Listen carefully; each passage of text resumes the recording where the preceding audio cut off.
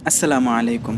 নাহমাদুহু ওয়া নাস্তাঈনুহু ওয়া নাস্তাগফিরুহু ওয়া নাউযু বিল্লাহি মিন শুরুরি আনফুসিনা ওয়া মিন সাইয়্যিআতি আ'মালিনা।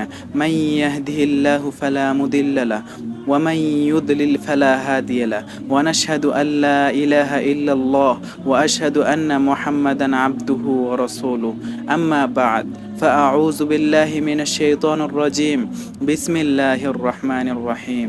وما خلقت الجن والإنس إلا ليعبدون. صدق الله العظيم. প্রিয় দর্শক, আপনাদের সবাইকে আমার চ্যানেলে স্বাগতম। আজকে আমি আলোচনা করব মানুষকে কি জন্য সৃষ্টি করা হয়েছে। বিশ্বজগতের মধ্যে যা কিছু আছে সব কিছু মানুষের জন্য, মানুষের জীবনযাপনের জন্য, মানুষের বাঁচার জন্য। যেমন গরু, ছাগল, উট, বকরি, এই সমস্ত প্রাণীকে মহান আল্লাহ তাআলা হালাল করেছেন যাতে এই সমস্ত প্রাণীকে খেয়ে মানুষ বেঁচে থাকতে পারে। শাক সবজি, ফল ফ্রুট, এই সমস্ত জিনিসকে যেন মানুষ খাইতে পারে। এই সমস্ত জিনিস কিন্তু মানুষের জন্য প্রয়োজন, কিন্তু মানুষ কোনো কিছুর জন্য প্রয়োজন নয়। মানুষ যদি পৃথিবীতে না থাকে তাহলে পৃথিবী নিজ গতিতেই এগিয়ে যাবে। তাহলে মানুষকে সৃষ্টি করার উদ্দেশ্য কি? মহান আল্লাহ তাআলা পবিত্র কোরআনে ইরশাদ করেছেন, ওয়ামা খালাকুতুল জিন্না ওয়াল ইনসা ইল্লা লিয়াবুদুন। আমি মানুষ এবং জিন জাতিকে সৃষ্টি করিনি তবে একমাত্র আমার ইবাদত করার জন্যই। মহান আল্লাহ তাআলা এখানে বলেছেন মানুষ এবং জিন জাতিকে একমাত্র আমার ইবাদতের জন্যই সৃষ্টি করেছি। এখন আমাদের জানতে হবে ইবাদতের হাকিকত কি। এক কথায় ইবাদতের অর্থ হলো মানুষের জীবনের প্রতিটি পদক্ষেপে মহান আল্লাহ তাআলার আদেশ এবং নিষেধ মেনে চলা, মহান আল্লাহ তাআলার অনুগত করা, মহান আল্লাহ তাআলা কোন কাজটা করতে বলেছেন সেই কাজটা করা এবং কোন কাজ সে নিষেধ করেছেন সেই কাজ না করা, এবং আল্লাহ তাআলার পছন্দ অনুযায়ী আল্লাহর প্রতি পূর্ণ আনুগত্য প্রকাশ করা। এখন প্রশ্ন হলো, মানুষ কিভাবে জানতে পারবে মহান আল্লাহ তাআলা কোন কাজে আদেশ করেছেন, কোন কাজে নিষেধ করেছেন, কোন কাজটা করতে বলেছেন, কোন কাজটা করতে বলেননি, এবং আল্লাহ তাআলার প্রতি আনুগত্য করার সঠিক পদ্ধতি এবং সঠিক উপায় কি?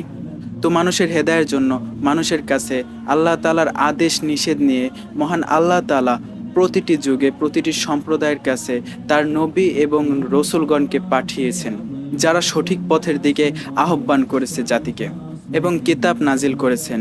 ঠিক তেমনিভাবে সর্বশেষ যুগের জন্য মহান আল্লাহ তাআলা মানুষের পথ প্রদর্শক হিসেবে প্রেরণ করেছেন মহাগ্রন্থ আল কোরআন, যার মধ্যে মানুষের জীবনযাপনের পদ্ধতি বর্ণনা করা হয়েছে, যা প্রেরণ করা হয়েছে মানুষের হেদায়েত স্বরূপ। এই মহাগ্রন্থ আল কোরআন কিয়ামত পর্যন্ত বিশ্ব মানবের জন্য পথ প্রদর্শক স্বরূপ প্রেরণ করেছেন সর্বশ্রেষ্ঠ মানব, মহান আল্লাহ তাআলার সবথেকে প্রিয় বান্দা হযরত মুহাম্মদ মুস্তাফা সাল্লাল্লাহু আলাইহি ওয়াসাল্লামের উপর। তিনি সর্বশ্রেষ্ঠ রাসূল এবং সর্বশেষ নবী। তারপরে আর কোনো নবী নেই এবং কোরআনের পরে আর কোনো শরিয়া নাই। এটাকেই বলা হয় আদ-দীনুল কাইয়্যিম।